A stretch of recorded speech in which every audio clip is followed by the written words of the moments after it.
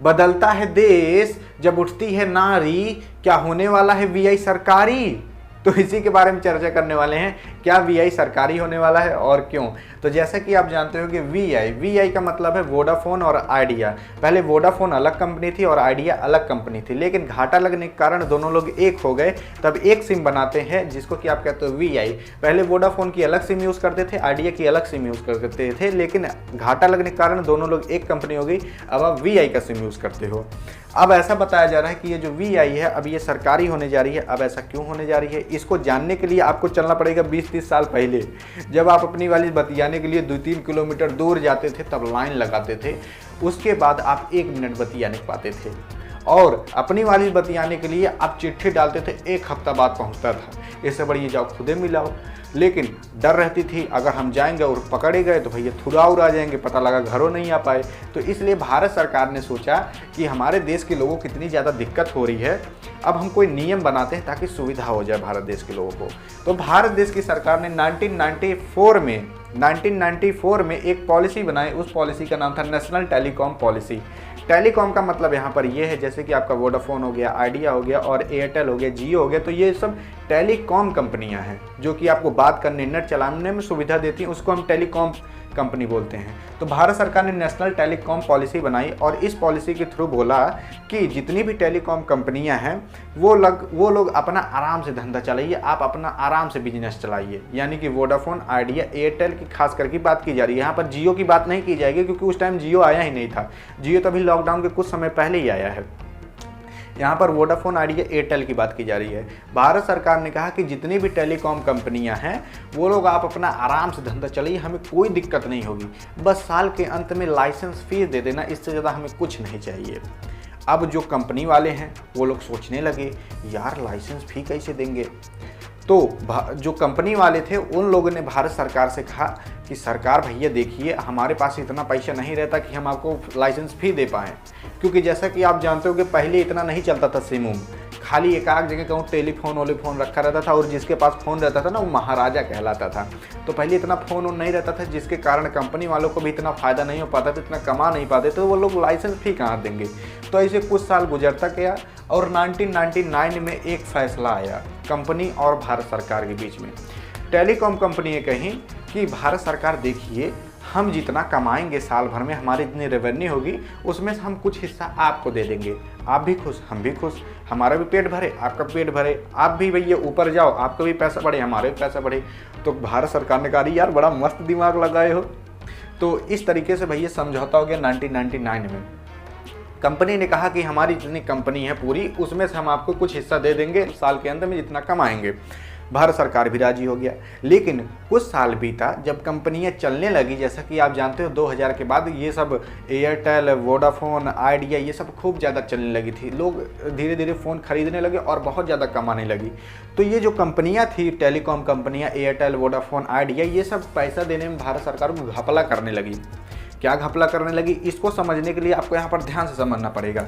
जब टेलीकॉम कंपनियां idea, Vodafone, Airtel ने इन लोगों ने किया था समझौता भारत सरकार से, तब उन लोग के पास मान लीजिए केवल एक कंपनियां थी। मान लीजिए ये वोडाफोन की कंपनी है। अब वोडाफोन की कंपनी जब एक कंपनी थी तो इसने भारत सरकार से कहा था कि हमारे पास जितनी कमाई होगी उसमें से कुछ हिस्सा आपको दे देंगे। लेकिन जब वोडाफोन ज़्यादा कमाने लगा तो उसने अपनी कई और कंपनियां बना ली। ऐसे करके मान लीजिए 4 कंपनियां बना ली। अब ये चारों कंपनी से मान लीजिए 100 रुपया कमा रहा है। कितना कमा रहा है? 100 चारों कंपनी से। अब भारत सरकार ने ये डील करी थी कि आपके पास जितना भी पैसा होगा, जितना भी कंपनी से कमाओगे, उसका हिस्सा आप दोगे। लेकिन वोडाफोन कह रहा है कि हम जब किए थे आपसे समझौता तो हमारे पास खाली एक कंपनी थी और ये तो हम खाली अपने पैसे से बनाए हैं, तो हम इस कंपनी से जितना कमाएंगे, 100 रुपये कमाए, तो इसमें से आपको कुछ हिस्सेदारी दे देंगे। लेकिन भारत सरकार ने कहा तुम तो सीना ठोक के कहे थे कि जितनी हिस्सेदारी होगी कुल कंपनी की, चाहे जितना हमारे पास हो उसमें से हिस्सेदारी देंगे, आप कहाँ धोखा दे रहे हो। तो अब भारत सरकार कह रही है कि तुम तो भैया 400 कमा रहे हो। क्या कमा रहे हो? 400, यानी कि भैया ये भी वोडाफोन कंपनी है, ये भी वोडाफोन, ये भी वोडाफोन, ये भी वोडाफोन। अब आप तो 400 कमा रहे हो तो इनको 400 में से हिस्सेदारी देनी चाहिए। लेकिन ये वोडाफोन क्या कर रहा है, खाली इस 100 रुपये में से हिस्सेदारी दे रहा है, क्योंकि इसके पास खाली उस टाइम की एक कंपनी थी। कह रहा है कि हमारे पास जो उस टाइम कंपनी थी केवल उसी में से हिस्सेदारी देंगे। तो भारत सरकार को लग गई गुस्सा। अब ये बात 2003 की है कि 2003 में ऐसे ये लोग करने लगे, जब कंपनी चलने लगी तो पैसा देने में घपला करने लगे, कहे कि वही कंपनी देंगे जो कंपनी से हम डील किए थे। लेकिन भारत सरकार कहा था तुम तो सीना ठोक के कहे थे हमारे पास जितना हो गया समय में से देंगे, तो उनको समय में से देना चाहिए, और ये बात सही भी है भाई। तो अब क्या हुआ, ये बात गई सुप्रीम कोर्ट में। अब सुप्रीम कोर्ट में भैया कई साल बीत गए, जैसे कि जानबे करते हो तारीख पे तारीख लगते रहती है, तारीख पे तारीख ये डायलॉग सुने होंगे। तो ऐसे सही हुआ सुप्रीम कोर्ट में। अब 2003 में से अब 2003 में ये विवाद हुआ था, अब 2003 में विवाद हुआ और रिजल्ट आया 2019 में। अब सोचिए इतना ज़्यादा साल का फ़र्क। अब भारत सरकार भी चुप मार के बैठी थी, सोची थी कि भारत देश के लोगों को सुविधा हो रही है तो सुविधा होने दे, क्या इसमें अड़चंगा डाले, तारीख चली चलने दीजिए। तो 2019 अक्टूबर में एक रिजल्ट आया सुप्रीम कोर्ट के थ्रू। सुप्रीम कोर्ट भी कहा कि अब बहुत ज़्यादा हो गया, अब कुछ ना कुछ निर्णय कर ही देते हैं। तो सुप्रीम कोर्ट ने क्या कहा, सुप्रीम कोर्ट ने जो निर्णय लिया वो SC का मतलब है सुप्रीम कोर्ट। सुप्रीम कोर्ट ने सरकार के पक्ष में निर्णय लिया, तो सरकार यानी कि इसमें जीत गई। अब सरकार जीत गई और सुप्रीम कोर्ट ने कहा कि जो भी टेलीकॉम कंपनियां हैं, जितना भी पैसा नहीं दिए हैं टेलीकॉम कंपनियां, जब से नहीं दिए हैं तब से इनको जितना पैसा हो रहा है कुल देना है, और जितना ब्याज बनता है उहुक देना है। यानी कि वोडाफोन, एयरटेल, आइडिया, कुल जितनी भी कंपनियां थी उस टाइम टेलीकॉम कंपनियां, उन लोग को पैसा देना पड़ेगा जब से नहीं दिए हैं, और तो और ब्याज के साथ देना पड़ेगा। और ये कुल कैलकुलेट कर बनता है 1.56 लाख करोड़ रुपया। अब जब सुप्रीम कोर्ट ये फैसला कर दिया तो जो टेलीकॉम कंपनियां थी वो लोग भी जान गई कि अब सुप्रीम कोर्ट कह दिया तो अब भैया एक्शन तो होगा, इससे बढ़िया हम देना स्टार्ट ही कर दें। और सुप्रीम कोर्ट ये भी कहा था आपको 23 जनवरी 2020 तक देना है, यानी कि 2019 में अक्टूबर में ये फैसला हुआ और कही कि आप 23 जनवरी 2020 तक दे दीजिएगा, नहीं तो एक्शन होगा, जान लीजिएगा। लेकिन टेलीकॉम कंपनियां मूड खजुआने लगी, सोची कैसे देंगे यार इतना, ये बहुत ज़्यादा रुपया होता है, 1.56 लाख करोड़। अब भाई नहीं दिए तो देना पड़ेगा। तो अब जो टेलीकॉम कंपनी थी मूड खजुआने लगी, सोची कैसे देंगे। मूड खजुआने के बाद जो कंपनियां थी वो लोग सोची कि चलो भैया हम धीरे धीरे देना स्टार्ट करते हैं, यानी कि पहले थोड़ा सा देंगे, फिर थोड़ा सा देंगे, फिर थोड़ा सा देंगे। तो इस तरीके से कंपनियां सोची कि हम इस तरीके से देंगे। एयरटेल जो है वो उसने अभी तक की बात कर रहा हूँ, अभी तक उसने 40% दे दिया है। यानी कि ये देखिए एक कंपनी को नहीं देना है, जितनी भी उस टाइम टेलीकॉम कंपनियां थी उन लोग का पूरा मिलाकर इतना होता है। तो उसमें जितना एयरटेल का हिस्सा बनता है उसमें से उसने 40% अपना दे दिया है। कह रहा है भारत सरकार लीजिए, हम आगे भी धीरे धीरे आपको दे देंगे, चिंता ना करिएगा। भारत सरकार भी कही चलो देते रहना, कोनो दिक्कत नहीं है। लेकिन जो VI है यानी कि जो वोडाफोन और आइडिया है, इसने अभी तक केवल 7,800 करोड़ ही भारत सरकार को दिए हैं। तब भारत सरकार कही कि ए वोडाफोन आइडिया जान लो अभी तुम्हारा कितना रुपये बाकी है। तो भारत सरकार कही कि अभी तक तुम्हारा 53,000 करोड़ बाकी है, कैसे दोगे। तो VI कही थोड़ा सा रहम कर दीजिए, थोड़ा धीरे धीरे चुका दे देंगे, कुछ माफ़ भी कर दीजिए। तो भारत सरकार कही तुम 2003 से लेकर 2019 तक हमसे झेलाते आए हो, हम माफ़ नहीं करेंगे, कुल दो।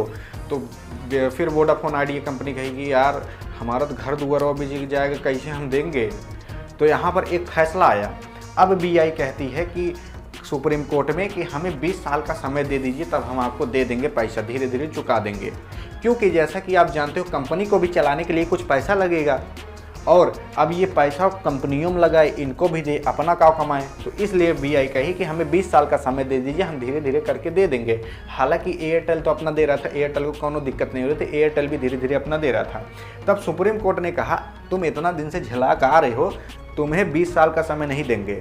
सुप्रीम कोर्ट ने कहा तुम्हें हम केवल 10 साल का समय देंगे VI को, यानी कि वोडाफोन और आइडिया को, क्योंकि VI जैसा कि जानते हो एक साथ हो गए थे, तो अब उनको VI को ही देना पड़ेगा इतना रुपया। तो अब क्या हुआ, तो सुप्रीम कोर्ट ने कहा कि हम आपको 10 साल का समय दे देते हैं, आप 10 साल में ये पैसा दे दीजिएगा इन लोग को।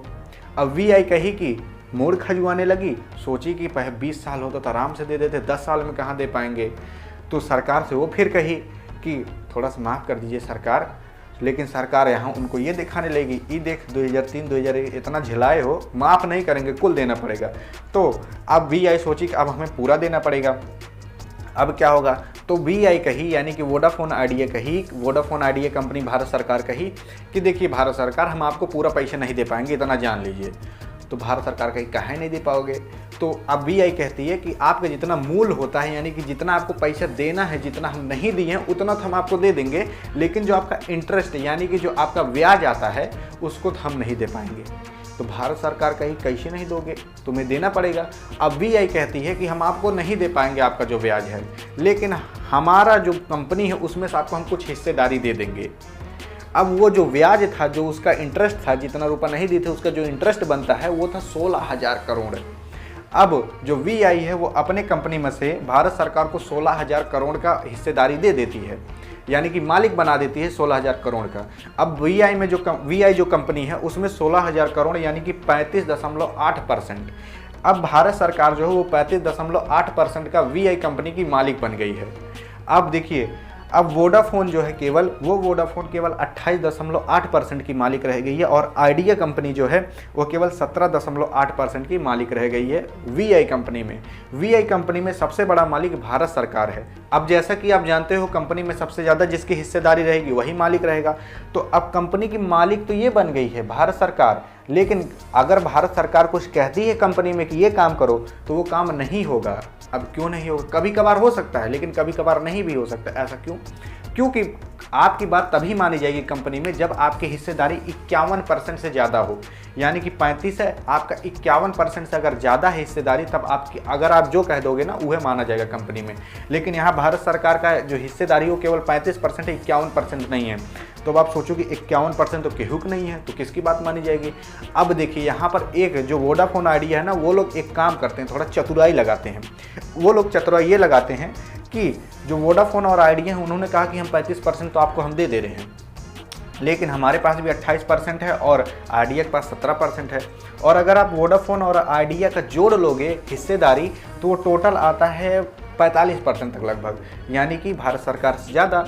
लेकिन मैंने कहा कि 51% से ज़्यादा होना चाहिए, तभी आपकी बात मानी जाएगी, यानी कि वोडाफोन और आइडिया की बात भी नहीं मानी जाएगी।